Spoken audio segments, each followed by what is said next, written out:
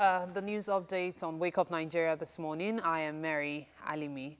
Tragedy struck in Lagos when a three-story building collapsed in the Itafaji area of Lagos Island yesterday. A primary school is said to be located on the second floor of the building, and some of the pupils were killed and others trapped. The structure, said to be a residential facility with several apartments, is estimated to be about 30 years old. Many of the occupants of the building are feared to be trapped under the rubble. Officials of the Lagos State Emergency Management Agency, LASEMA, National Emergency Management Agency, NEMA, security personnel, including the police, Army, and National Security and Civil Defense Force, NSCDC, have continued with rescue operations at the scene. What we know about that collapsed building at this time is that rescue efforts continued through the night, and 13 children have been confirmed dead, with 50 people rescued as at last count. The building, situated at number 36 Master Street, Itafaji, Lagos Island, came down at about 10 a.m. on Wednesday. It is a three-story building housing a school at the top floor, while other floors are residential and occupied by shop owners. Most of those still trapped in the rubble are believed to be pupils of Ohen Nursery and Primary School. The school is said to be privately owned and moved to the collapsed building some years ago. Those injured are being attended to at hospitals in the area, including the Lagos Island General Hospital and the Mercy Children's Hospital. Large crowds of people in the vicinity hindered the rescue operation, but emergency responders continue to trudge on. Lagos building officials say the building had been identified as distressed and listed for demolition, but that demolition did not happen until this tragic incident.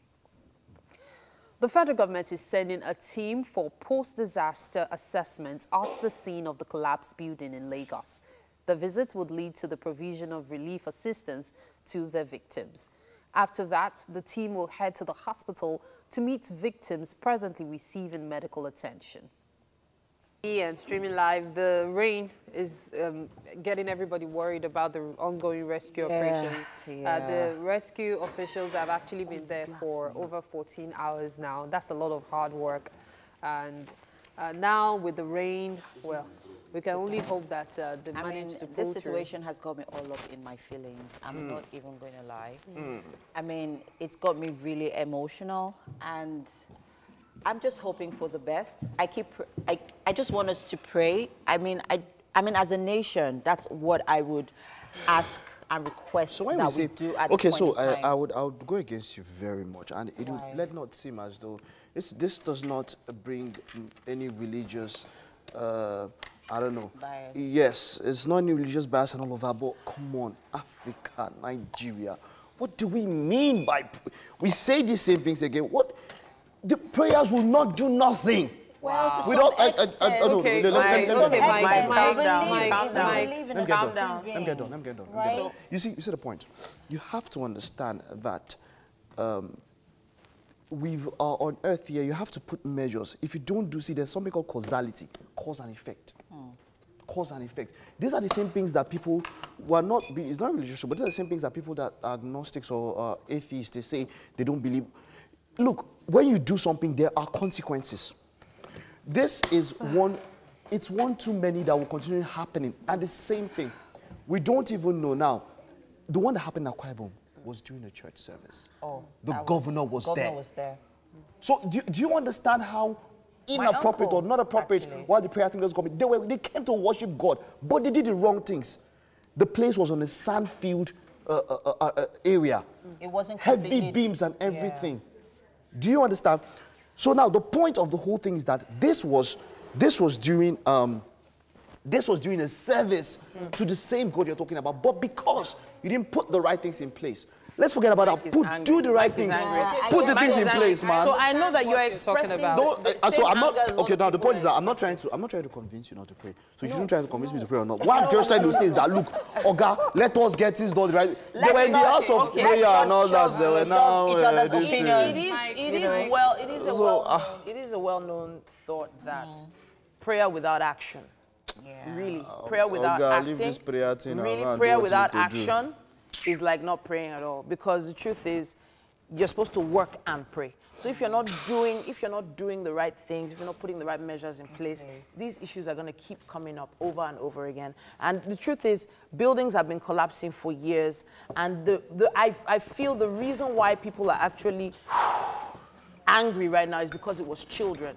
Yeah. The other buildings that everybody just moved on. Oh, another building fell. They moved on. We didn't just move on. So people lost family members. I need to say something now. You cannot remove a God factor if you believe in God. Yeah. I understand what you're talking about, Mike, but let's be real here. There was a time America took out God. Eventually, they brought God back. That's why if you hear an average American, he goes, God bless America. So let's even take out this whole, because of religion. It depends on what you believe in. Yeah. These, in Lagos State, for example, and I must commend the Lagos State government, we take for granted so many things that have been done in the last few years. A lot more can be done. But if these incidents are taking place in any other state, in fact, in most states, we would have recorded more casualties. A lot more casualties. So we are thankful for the emergency management. It's been really good. A lot of work going on, impressive. But at the same time, while we have these agencies working hard, working really hard. Many of them haven't had any sleep or anything. Yeah. While we have them, we need people to also say, okay, this is what I believe in. For goodness sake, if you check out spirituality, wait, Mike, let me finish. If you check out spirituality, it has been proven by studies that if you get spiritual, it's also a good health benefit. Yes, sir. So it is your choice. If you feel you can do, live your life without spirituality, or you feel you can dissuade or I think we need to leave Let's go. Now, I watched this report. There was a report I watched yesterday. It was over 48 minutes long. It was a very reputable foreign company had put in some research into Boeing 7378 plane. You understand? It was a very, very reputable foreign media agency. This report came some years back, and they had predicted that these things will happen. Boeing had been cutting corners. People did not take them serious. Up until 2 crashes. The first one happened, nothing happened.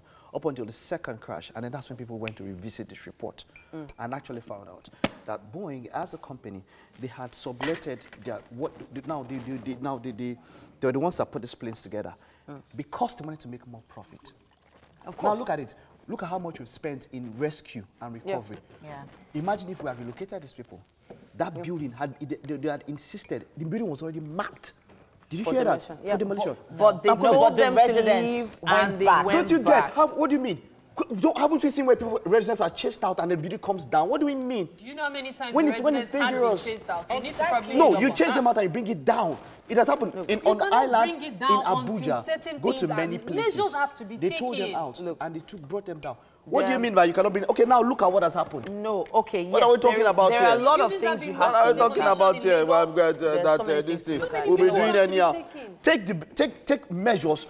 You don't need to. If you take preventive measures, you don't have to take. Anyway, what I have to say quickly. What I have to say quickly. Exactly. What I. You don't caution them. You chase them out and you bring the building down. What are we not saying now? Caution. All right, guys. What I have to say quickly is this is a wake-up call to everyone. How many wake-up calls? No, come on. They've been doing that. Uyo happened. Lagos has happened before. I know. But it's a wake-up call. We have to move on. We have to move on.